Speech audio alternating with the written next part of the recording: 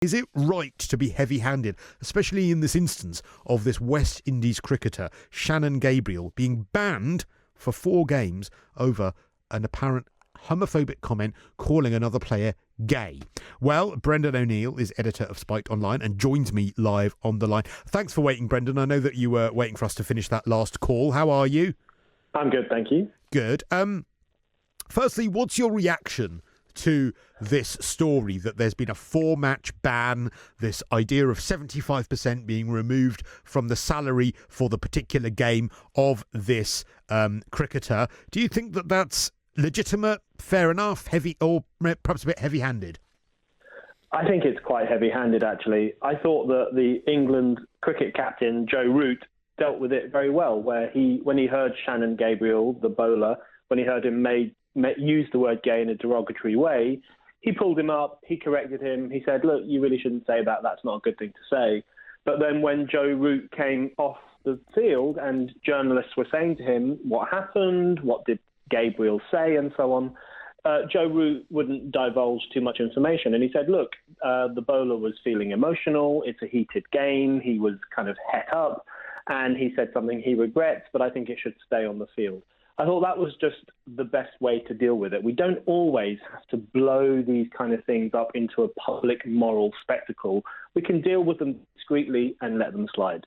Well, as a member of the gay community myself, Brendan, I actually understand why people sort of roll their eyes a bit about, you know, us being so sensitive and so ready to be offended over certain language. I actually completely understand why that can be a bit annoying. And I do think as well that I do like to err on the side of attempting to educate people as to why that language is wrong first. And then if they don't take on that, then you sort of, then you berate them and tear them to shreds. However, in this instance, should there not be just a zero tolerance policy to that kind of language in a sporting environment, whether it be emotional or not, whether he was pulled up by Joe Root or not? There needs to be zero tolerance and consequences, because this is a sporting match. This is a public event. Well, I think we have to. Firstly, I don't think gay people are oversensitive. That's definitely not something I would say. I think a lot of the instances in which there is a huge fuss about something that someone has said, it often doesn't come from the community in question. It often doesn't come from the gay community or even much of the trans community or the black community. It often comes from a quite narrow section of society. It comes from activists. It comes from the Twitterati. That's where the fury and the sensitivity really comes from. But I think in relation to your question, I think that we have to appreciate that sport is not everyday life.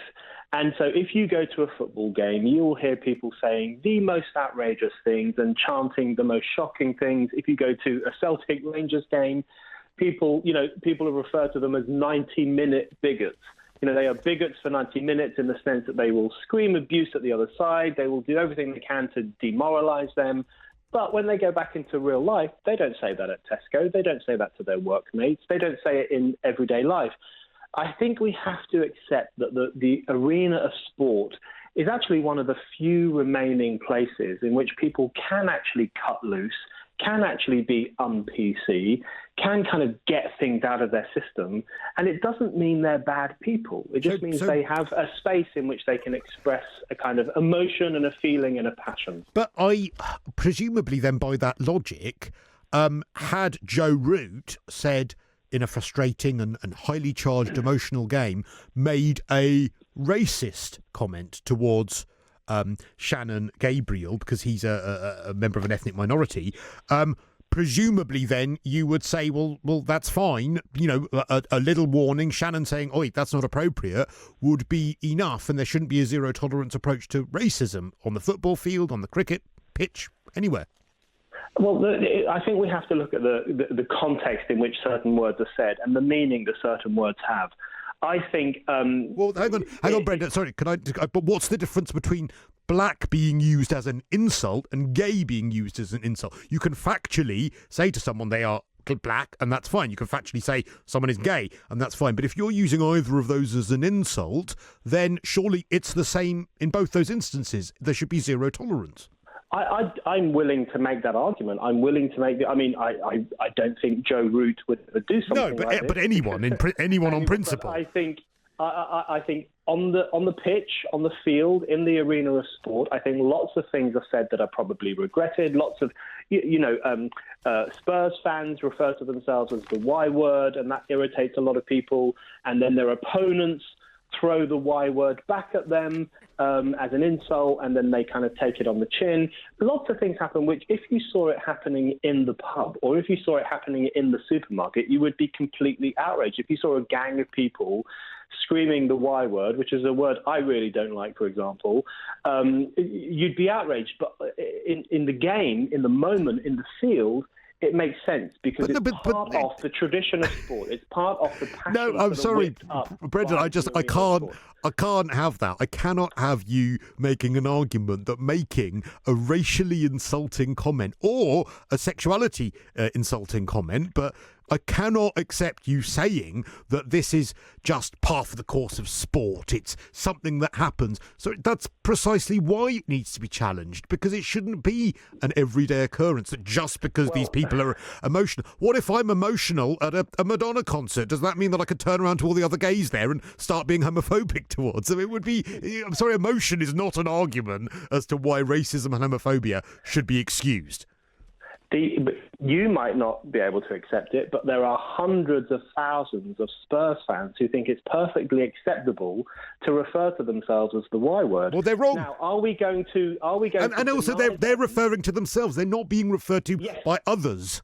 Of course, but you will know that there have been efforts made, pressure has been put on Spurs to stop fans from using that word and to stop fans from calling themselves the Yid Army and to stop fans from chanting that word about themselves, partly on the basis that it encourages opposing fans to chant that same word back at the Spurs fans in a derogatory way. My argument is the idea that this is symptomatic of a growth of anti-Semitism in football is a bit of a stretch of the imagination, because I think it's far more closely bound up with a very long-standing tradition in English football, which a lot of the kind of middle classes don't like, and a lot of the kind of new football fans who became interested in football after reading Nick Hornby books 20 years ago, they don't like this. I can feel the disdain for those people in your voice, Brendan. Yeah, of course. But, the fact is that football has always been an incredibly rowdy place. People say the most outrageous things. I've been to football games. I've heard people say outrageous things. But by the way, this doesn't mean that you can sit at a football game and shout the N-word at a black player. And the reason it doesn't mean that is because I guarantee you, people at the game will tell you to shut the hell up. But in your world, Brendan, a white player could say that to a black player in an insulting way, and it would all be part of the emotion of the game. That's the same principle as what we're arguing about when it comes to someone using a gay slur on a pitch. These are the players. These are people setting examples. I don't care how emotional they are. That is not something you should ever resort to.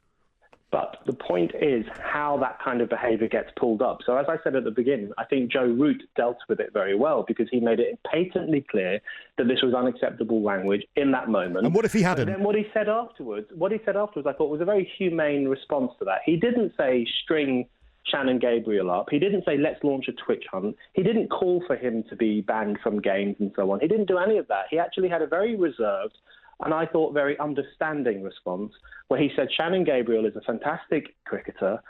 He was very emotional, and he said a word that he will probably regret. I just think all I'm saying. So I'm not saying that it's fine for footballers to run around the pitch using the M word or using the Q word about gay people or whatever else they might want to do. I'm saying they should be pulled up. They should be reprimanded. They should be told that's not acceptable behaviour, preferably by a captain, preferably by a teammate. But I'm saying that kind of pulling up, that personal moment in which you say, look, don't say this, is preferable to the trend we have today, which is to make a spectacle of everyone who uses a bad word and to turn them into these kind of demons that we all have to hate. And I get that I actually get that there are sort of idiosyncrasies when it comes to the intent that people have. There may not be consistency when it comes to intent. And like I said at the start myself, I actually have sympathy for educating those people. You know, I think there's a really big thing here in the UK at the moment by people who have been repressed for years in the trans community, and when they're misgendered by accident, there's sort of this massive, great big rush to sort of condemn them because they've misgendered someone, when in actual fact sometimes it's just a mistake, or sometimes saying to them, oh, you know why that's offensive, would be absolutely sufficient. So I would agree that people should get kind of one strike, but it's when they continue to do that, or when they are excused from doing that, that I think is when we're in dangerous territory. So I don't think we're too far away from each other on our stance here, Brendan. Anything else you want to add to that, Brendan? I would just say that the trans example is a good example, because we do have to factor in that right now in Britain in 2019, people are being questioned by the police for expressing certain views on trans issues. They are being arrested and questioned for misgendering online.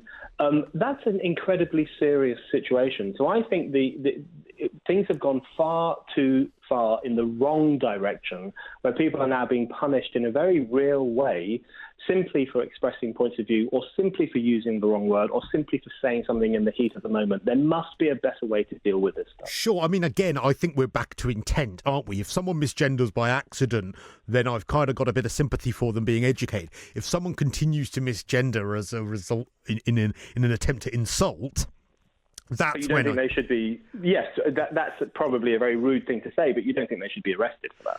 I am mixed. Come on. Oh, hang on. Let me just process what I'm going to think about this. No, I think actually, all in all, I don't think they should be arrested, but I do think there needs to be a consequence, because if you've been educated to be told how offensive it is to call someone from the trans community the wrong gender, and you've been told repeatedly that, to continue to troll someone on that basis, no, I'm not sure it's arrestable, but there should be some sort of action, i.e. that's where the social media companies should step in if they're being reported for doing that. That's what I'd like to see. I think arrests probably are a bit mad, but that's probably too much action for you as well, Brendan, isn't it? It just reminds, when I was growing up Catholic, a good Catholic boy, it reminds me, if anyone denied the truth of transubstantiation, which is when the bread becomes the body of Christ, they were punished as well. I don't think, and I was one of those kids who started to deny that miracle.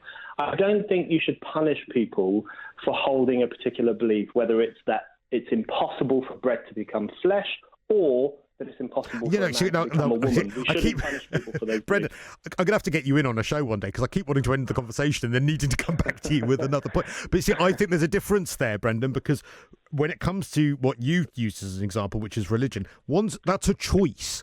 But having a gender that you don't feel matches the sex you were born in, or your race, or your sexual orientation, those things aren't choices. So I do feel like they are a little bit more sacred, and we don't have and shouldn't have full free speech around those issues, which is why we have laws when it comes to race, gender, sexuality that protect those people. And that's why I don't think we'd ever have a situation, and I'm sure it's probably not one you'd endorse, where we can have full free speech around those issues, because that's why I can't stand on a stool in Trafalgar Square saying that we should, kill all gay people, for instance. I'm not allowed to do that because we have laws around free speech. You would agree that we do need some.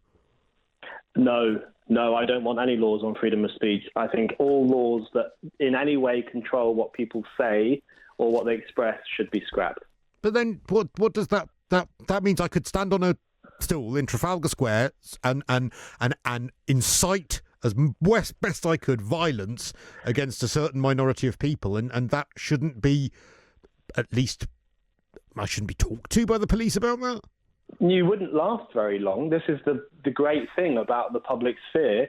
You should be free to express even hateful views, and other people should be free to express just how disgusting a creature you are. But what if they agree with me? Not you, but the person who did that. But people always say, "What planet do you live on?" If you think the government shouldn't have any role in controlling speech, and I like to say, well, planet America. In the United States, they have a First Amendment which forbids the government from curbing any kind of speech apart from imminent incitement. And so I think that's the kind of system I would like to live under. I would like to live under a system in which we didn't have the Malicious Communications Act, we didn't have such stiff libel laws, and we didn't have public order legislation which can be used to control public speech and public protest.